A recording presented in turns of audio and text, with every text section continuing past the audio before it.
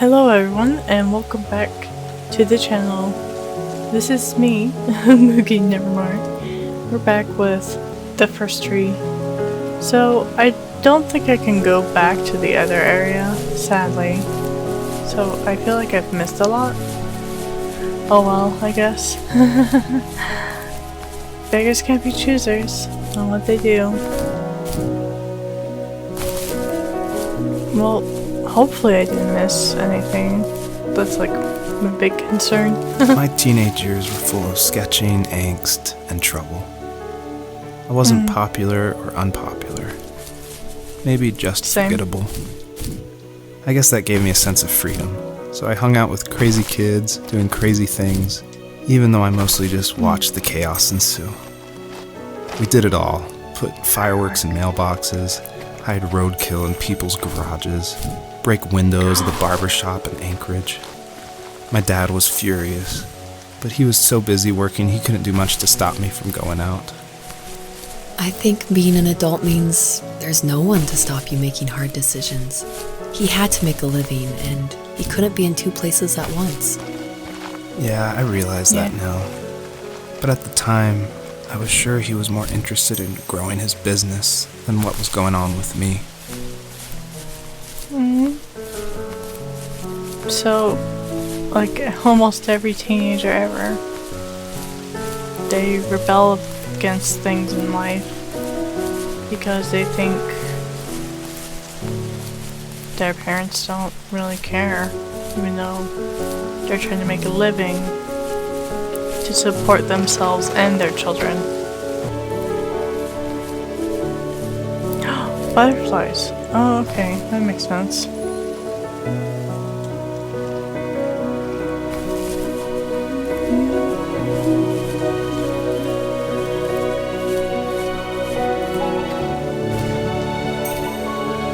Ah, okay, so the butterflies give you more of a boost. That makes more sense. I'm like, what's going on? Nyam.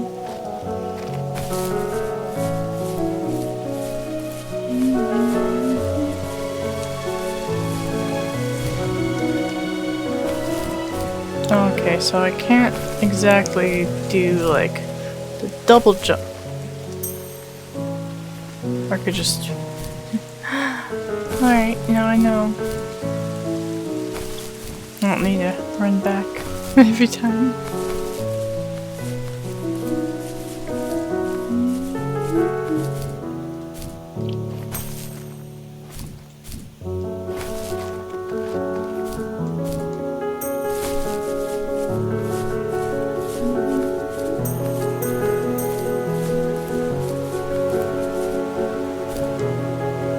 Look at all these butterflies though.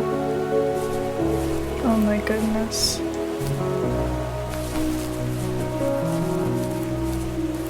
God, it's so beautiful. Oh, there's a police car, so that thingy over there is probably talking about how he probably got arrested or something. I'm assuming like his dad or someone couldn't go back and get him because they were too busy for it. Got it.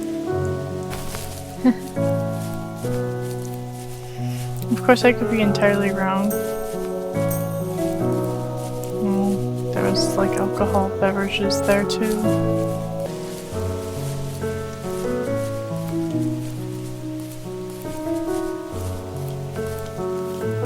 Working another late night, and my friends were over, saying how bored they were and how they had come all the way out to my house for nothing. One of them mentioned how that old, ugly beyond belief truck was still in the garage, and how we should take it for a spin. I was only 15, so I kind of fought it for a while. The next thing I knew, we were careening around the mountain path, rocks spitting onto the sides of the cliff, while my dad's cringeworthy bluegrass blared out the speakers.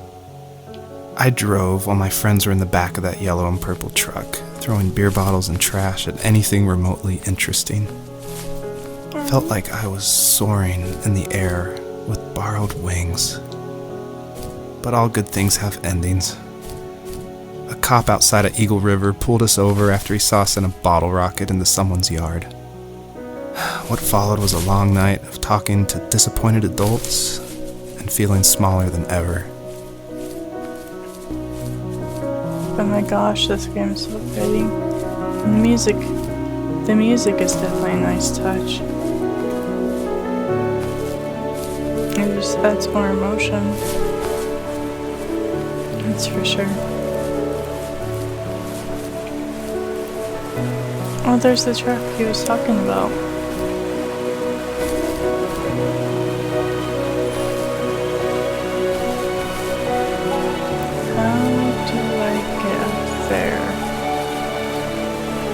I assume I have to use this, right?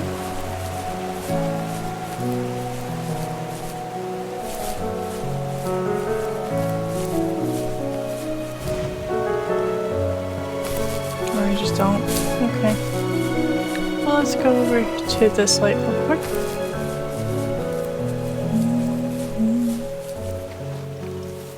After he drove me home from the police station, I blew up at him, saying how I never wanted to be like him, how I was gonna be someone and leave that hick icebox for good.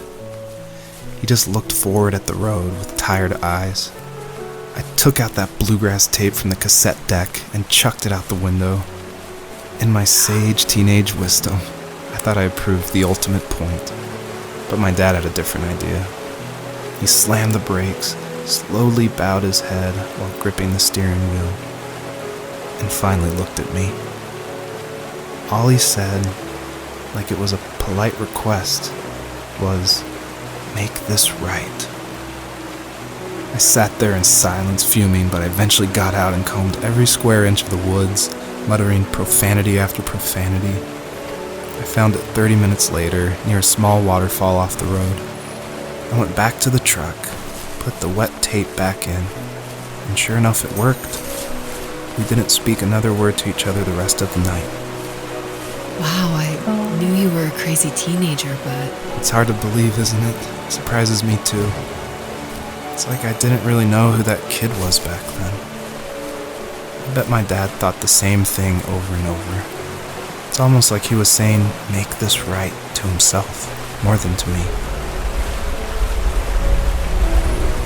Yeah, it would make sense because it's like that they eventually were growing apart due to their bad relationship, which honestly wouldn't have been bad in the first place, but at least from my perspective, because like the parent was always busy. It's like, it's not your fault, don't worry. It's okay. It really is.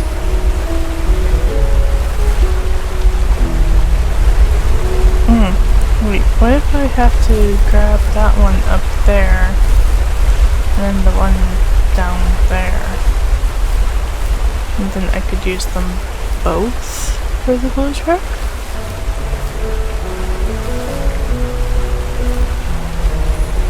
Gosh, I hope this, game doesn't have some real deep meaning in it.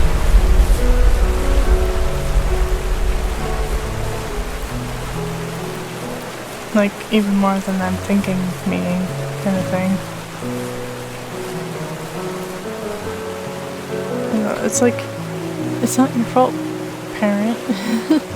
The kid's just acting out because of, well, a lot of things. And it's like, you can't always control it.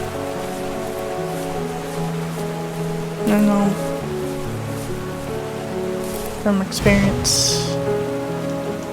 No, I almost have it.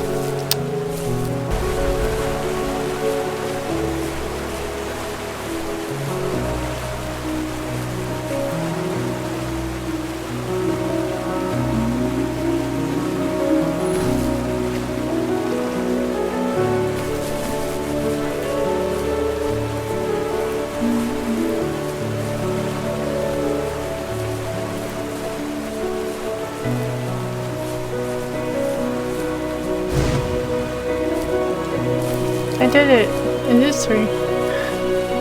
Just for that.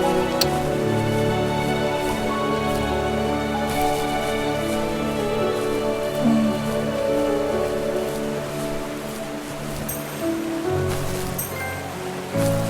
50 stars. Wow.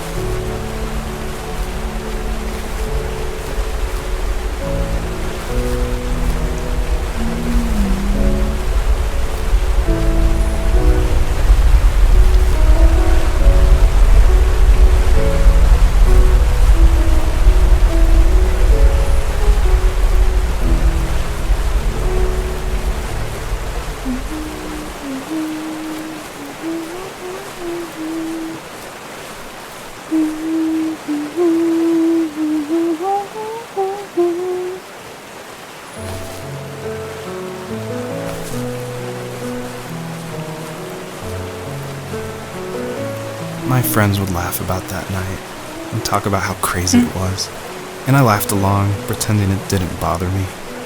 But it did. I imagined my friends growing old in the bush, unable to find that thrill in those godforsaken ice fields. It's like those mountains were a literal wall, keeping me from leaving, where all I would have to look forward to are lumber yards and evening beers. I had to climb over. That was my only goal for a long time. Look, you made it over. You made it over.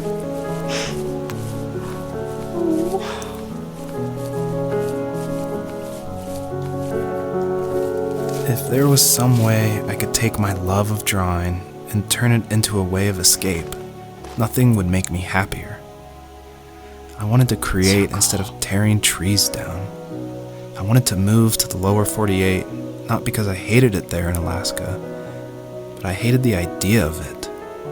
It's like all of that spite inside me had created this monster which followed me around my whole teenage years. I put so much energy into doing what others didn't expect of me. Why did I do that? There's one fact you're forgetting, though.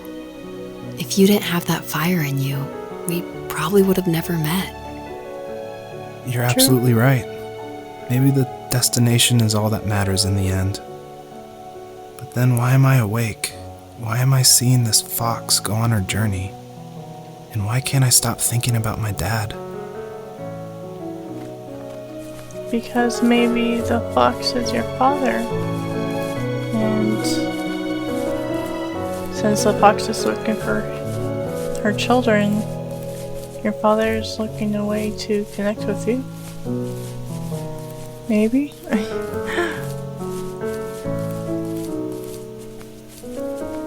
I guess I just have a weird thought process.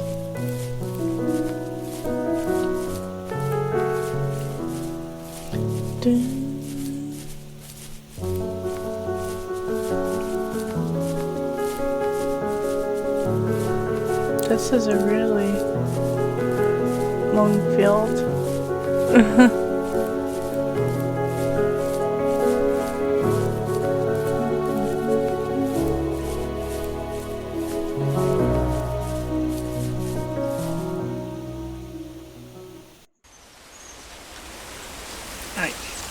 That is all for this episode of The First Tree. It really is starting to hit home. Anyways, there will be more of this video, or this game pretty soon. Bye!